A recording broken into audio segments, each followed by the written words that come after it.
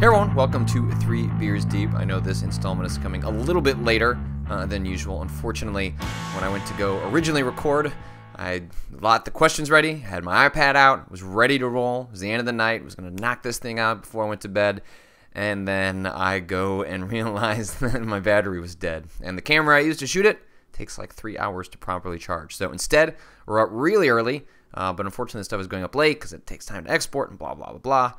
People who listen to the audio version, either on iTunes at Inventory Management or downloading it at inventorymanagement.simplecast.fm, can listen to that stuff a little bit earlier because it's not much trouble to get an MP3 up. But hey, let's get right to it. Let's get to your questions because something tells me I have like another job that I have to do that I think I have to do today at some point. So let's jump into it. Anonymous asks, I know you're a big fan of Earthbound. Did you ever get into Citizens Earth? I've heard of Citizens Earth, but I have not actually had a chance to play it yet. I've more been mulling over the idea of playing a Mother 3, in which it's a game that I loved Earthbound so much. I don't think I'm going to go backwards in that series, but I've heard Mother 3 is fantastic. I've heard the fan translation is fantastic. I'd really love to see what all the fuss is about with Mother 3. So, I also have Persona 4, the Golden, to play. Or Persona 4 Golden, I forget which one it is. But in any case, I have another massive JRPG that I need to get through. But at some point, I would really like to play Mother 3. And so, even though it's kind of a gray area and you got to jump through some loopholes in order to play it, I think I might actually just make the dive at some point soon so I can say that I've played Mother 3. Mike Knight asks, do you have any plans for doing any videos with other people? Maybe I'm just too nostalgic. Absolutely. You know, it was nice to have the Area 5 guys around when we did a little bit of a stream from the Cards Against Humanity office, but I really do intend to start finding other collaborators. It's just a matter of figuring out who those people are, how that fits into a schedule. You know, unfortunately / fortunately, I have this fantastic day job, and so I do this stuff on the side. And so the reason it's mostly been myself is because the easiest time to fit in those moments are when I just have a spare hour or a spare 2 hours or a Sunday afternoon to myself. But I absolutely agree with you that some of the best work that I've done, some of the most fun I've had doing videos on the internet has been working with other people. And there are lots of great people in Chicago. There are lots of great people in the Cards Against Humanity office. So it is my intention to find some of those people, to figure out a way to collaborate, to do some stuff together. You know, how exactly that works out, I'm not sure, but do know that I definitely agree with you that it'd be great to do some stuff with other people. And also it's nice to not talk to yourself. Hey, I love the chat. Please don't take that the wrong way, but it would be nice to have some other people to talk to sometimes. That makes me sound like the loneliest person in the world. Coffee as I come to life. And I was asked, were you ever into 3D platformers that weren't Mario? I need a bit more characters and context than Grow Home provides, so I'm pretty stoked about a game that the X-Rare guys are talking about and a hat in time. Yeah, I was really into the N64 3D platformers. In fact, I played a lot of 3D platformers. I was big into Jak and Daxter. I played the 3D Gex games, but especially sort of like classic Rare, Nintendo 64 era Rare, Banjo Kazooie, Banjo Tooie. I was so into Banjo Kazooie that back when, you know, it's weird to think about now, but so there was a special way that Banjo Kazooie was going to work in which there were, I forget exactly how the mechanism was going to happen, but basically things you did in the first game were going to affect the second game, or there were objects that you couldn't collect in the first game without like save data from the second game. And I forget exactly like if it was going to be like the carts locked onto one another or how, or basically like there were going to be multiple Banjo games that complemented one another. And in order to see and collect everything, because this was the era of collecting, especially for these Rare games, you were going to have to own all of them and play all of them. And I believe there are, because that was never actually fulfilled, although I think they did manage to fulfill it with the XBLA re-releases. I can't believe those games were re-released on Xbox 360. I wish there were Xbox One versions of that or PC versions of them. But in any case, I believe they did fulfill their promise with the Banjo games and the save interlocking on the Xbox 360 versions, but weren't able to do that on the N64 because that was abandoned. So there are literally elements of the original Banjo Kazooie that you can't access or do anything with because they were just kind of left to rot as Rare had to ditch plans for the interlocking features. But yeah, I was tremendously into those, and because I was only getting a couple of games, and those N64 games were so amazingly expensive, like $75, $80 for a single one of those from like Toys R Us. the collecting aspect was something that I really got into, and collecting every little Jingo piece and anything that was in those games was a delight and or a way to waste time when I was younger. And so it's one of those things that I think about when I write stories or tweet about, like, oh, all this junk in these games that I don't want to collect. It's all here, and why can't it be used on good content? Well, like the 12-year-old me really enjoyed that stuff because they had nothing else to play. So, yeah, absolutely, I was into a lot of those games, and the rare stuff was really... Conquer was the only one I guess I didn't play for whatever reason. Anonymous said to Patrick Klepek.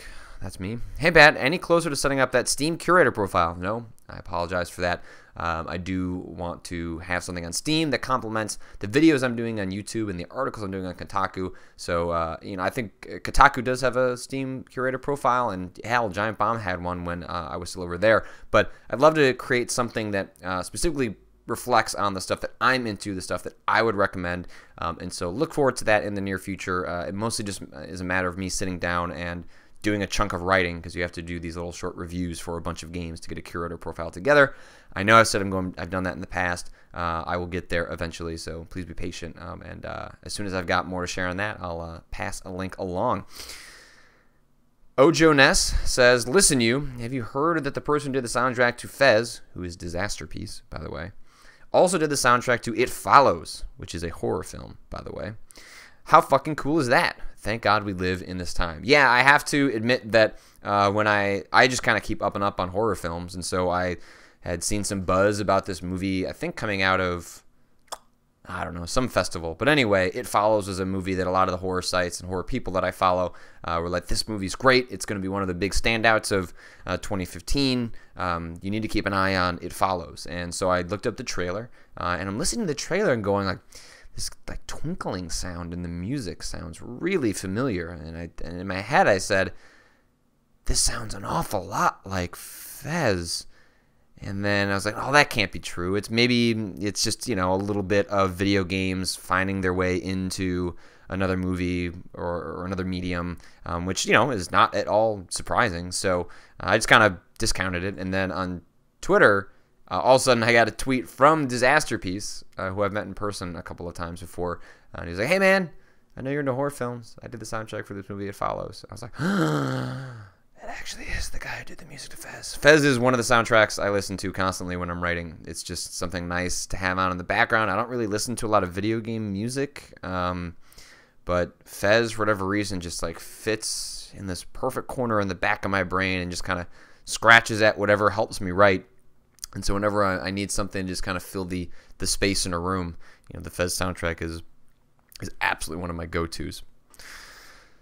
Anonymous asks, Skyward Sword is severely underappreciated. It's the Majora's Mask of the modern era. Thoughts? Wrong. I do not think that Skyward Sword is the Majora's Mask of this era.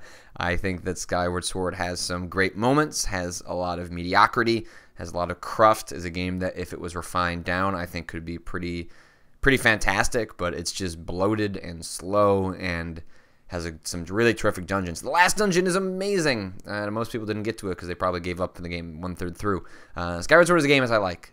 Skyward Sword is a game that I don't really ever want to play again. I'd be interested in hearing if you want to articulate, Mr. Anonymous, about why you think it is the Majora's Mask of this generation. What is it about Skyward Sword that you think is perhaps misunderstood in the way that Majora's Mask was misunderstood? But as it stands, as the chief Majora's Mask fanboy in these here parts, I have to humbly disagree. I think Skyward Sword will actually... I think this is what's more likely. So I haven't played all through Twilight Princess. I played through maybe, I don't know, 4 or 5 hours before. It just didn't catch me, and it just didn't do anything for me, even though I had nothing to play on the Wii when I bought it, other than Wii Sports.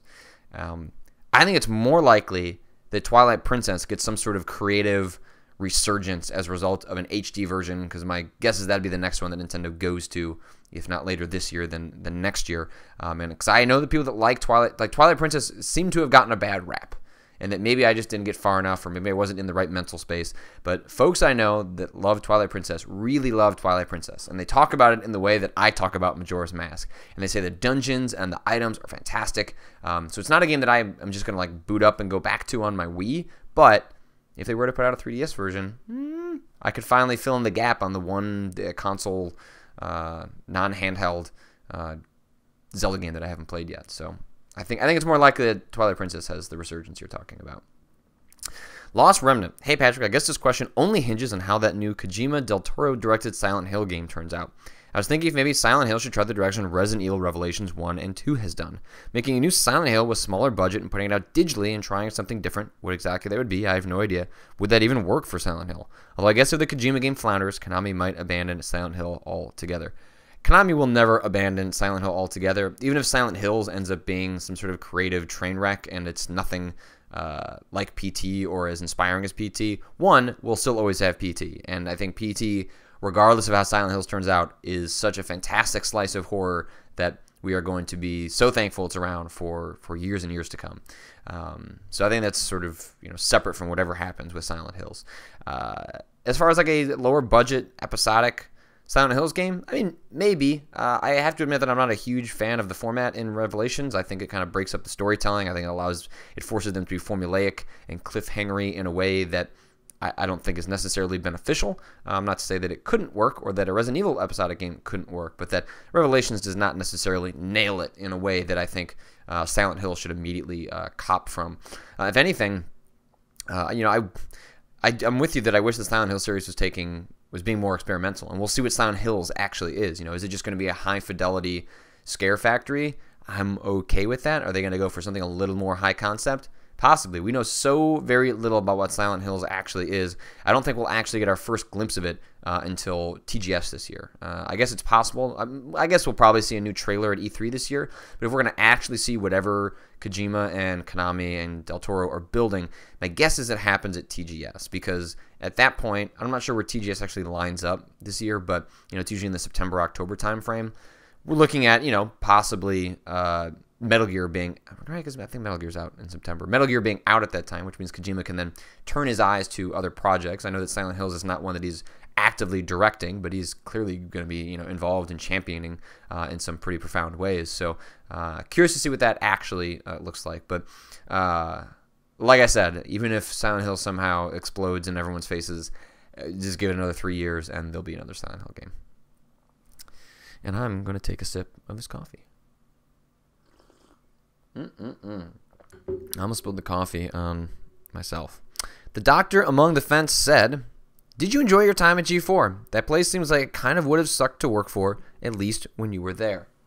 I really liked working at G4. I got there right around the time that I've been, weirdly enough, I just started working at Kotaku, where I work for my editor, Steven Totillo. And prior to working at G4, I had been working for MTV News / MTV Multiplayer, which was our games-focused blog. And that was, I left there, where I was working for Steven, and then I went to G4. And part of the motivation for G4 was that I wasn't a huge fan or interested in a lot of the jobs that were available locally. There wasn't anyone knocking down my door saying, "Please come work for us."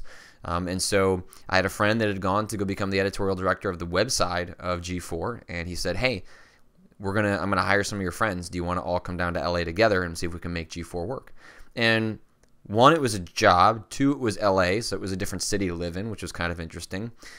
Three, it was a chance to work with Adam Slusser and possibly get involved in video. Now, I'm not going to act like I was some sort of prophet and that I saw that video is the future. Writing was on not its way out, but certainly comparative to video was about to become a lot more on equal footing. But being able to go to G4, possibly being on TV, possibly getting involved in video, that all seemed like ways of expanding my skill set in a direction that is allowing me to do stuff like I'm doing right now, to feel confident about doing stuff like I'm doing right now.